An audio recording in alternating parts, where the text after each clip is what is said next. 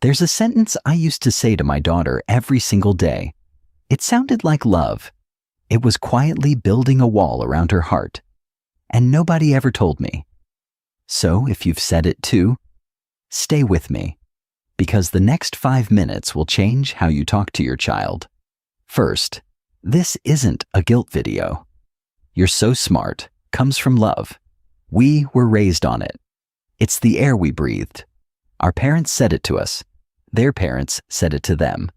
So if you've said it 1,000 times, your child is fine, I promise. But here's what nobody told us.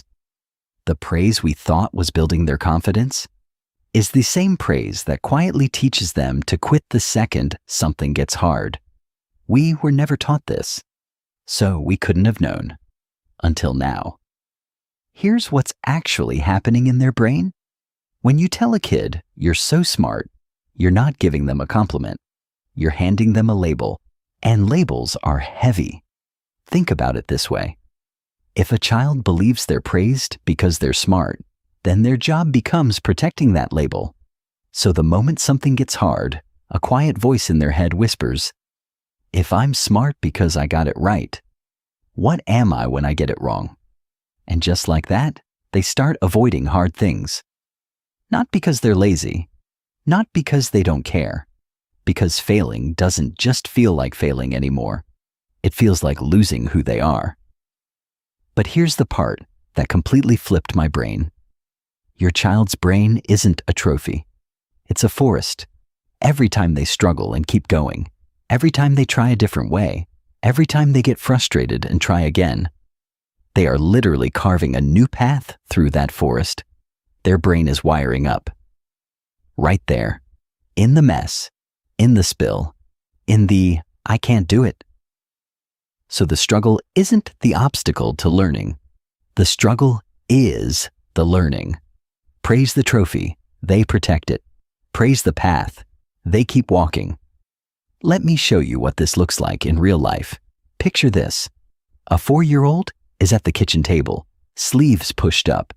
She's pouring lentils from a small ceramic pitcher into a glass. She spills. A lot. But watch what this parent doesn't do. They don't say careful. They don't rush over to fix the spill. They don't even say good job. They just sit there. At the end of the table, mug warming both hands, one slow, steady breath. And when the child finally looks up, she gets a tiny nod, a soft smile, and then the parent looks back at their tea. That's it. Because in this moment, this parent isn't a teacher. They're not a coach. They're not a cheerleader. They are the anchor, steady, present, quietly trusting. And the child? She isn't performing for anyone. She isn't waiting for good job. She isn't checking your face for permission. She's becoming someone. Okay, so what do you actually say instead? Because this is the part most parenting videos skip. They tell you what's wrong, and then they leave you standing there with no script. So let me give you one. 5 swaps. Each one takes 3 seconds. Each one slowly rewires what your child believes about themselves. 1. Instead of, "You're so smart," try, "I noticed how you kept trying different ways." 2. Instead of, "Good job," try, "You worked on that for a long time. How does it feel?" 3. Instead of, "You're such a great artist," try, "Tell me about what you made." 4. Instead of, "You're so fast," try, "You found a way that worked for you." 5. And this is the hardest one. Instead of, "Don't worry, it's easy," try, "This is hard, and you're still trying."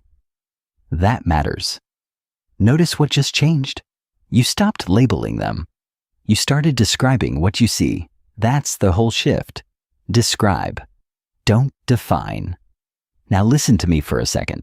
If you've said, "You're so smart" 1,000 times before today, your child is okay. Their brain is okay. Their confidence is okay. One sentence doesn't define a childhood. What defines a childhood is the pattern. And the beautiful thing about patterns, they can change. starting with the very next thing you say. You don't have to be perfect. You just have to start. Praise the process, and you protect the progress. So here's what I want you to try this week. Just one thing. The next time your child does something that makes your heart swell up, pause, take a breath, and instead of telling them who they are, tell them what you noticed. That's it. That's the whole practice. Then come back here and tell me what they said, what their face did, what you felt in your own chest. I read every single comment. Truly,